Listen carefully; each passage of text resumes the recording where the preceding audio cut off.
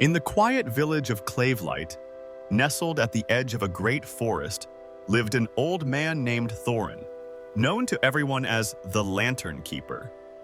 Each evening, as twilight draped its silken blue veil over the sky, Thorin would walk the cobbled paths, lighting the lanterns that lined the streets, one by one, until the whole village glowed like a constellation on Earth. Thorin lived a simple life. He wore the same thick wool coat every winter, grew vegetables in a small garden behind his cottage, and never missed his evening tea with a drop of honey. He rarely bought new things, and when he did, he chose with care, almost as if the item had to earn his trust. Despite his modest ways, whispers often drifted through Clavelight. Did you know Thorin has more gold coins than the mayor? I heard he's richer than the banker's family. But no one ever saw him flaunt it. There were no velvet coats, no grand feasts, no fine horses tethered outside his cottage. Just him, his lanterns, and his gentle pace. One chilly autumn morning, a boy named Callan, barely 13 and buzzing with curiosity, ran up to Thorin as he sat trimming a lantern wick. "Thorin," he said breathlessly, "is it true you're rich?" Thorin looked up slowly, eyes twinkling behind wire-rimmed glasses. "Why do you ask, lad?" "Because everyone says so. And if you are, why do you live like this? I mean, don't you want a big house? Or a carriage?"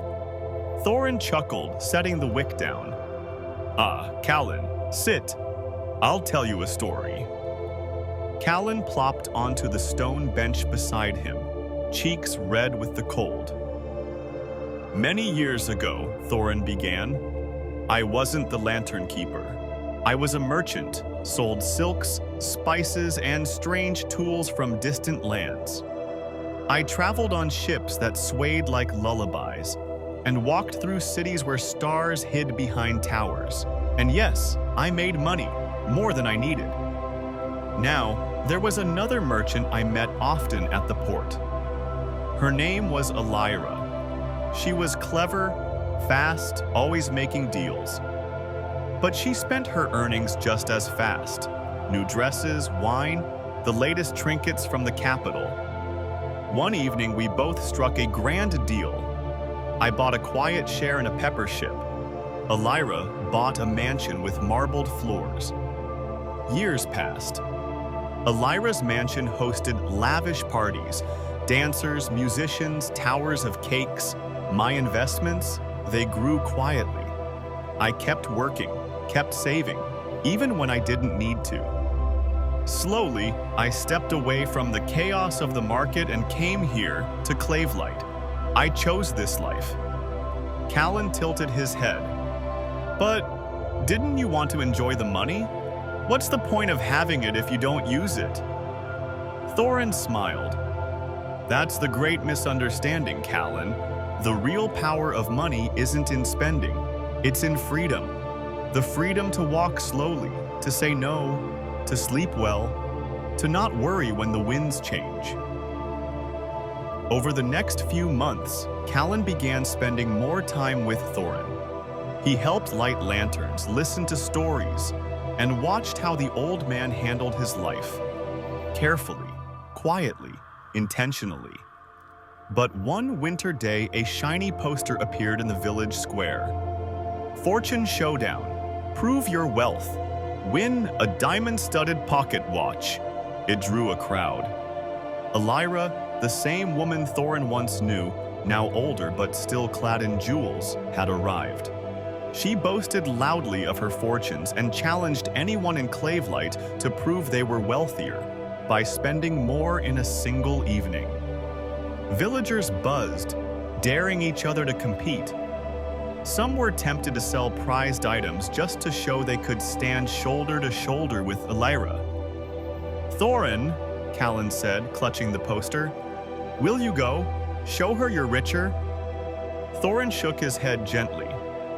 "Why should I prove anything to someone who measures worth by what they can flash for a moment? But Aren't you afraid people will think you have nothing? Thorin smiled, standing to light the first lantern of the evening. Let them. True wealth doesn't need an audience. That night, the village square sparkled. Elira threw a feast, gilded pies, fire dancers, gifts for all. It was glorious and brief. By spring, she was gone. Vanished with debts too heavy to carry. The mansion sold. The parties, just echoes. Thorin, however, remained. His lantern still glowed. His garden still bloomed. And in his quiet, gentle way, he taught Callan something no gold coin ever could. As Callan grew older, he often recalled Thorin's words. He eventually became the new lantern keeper, and though he earned enough to live well, he never chased the show. He saved, he waited, he walked slowly, and in time he too understood. Doing well with money has little to do with being clever, and everything to do with how patiently and wisely you behave.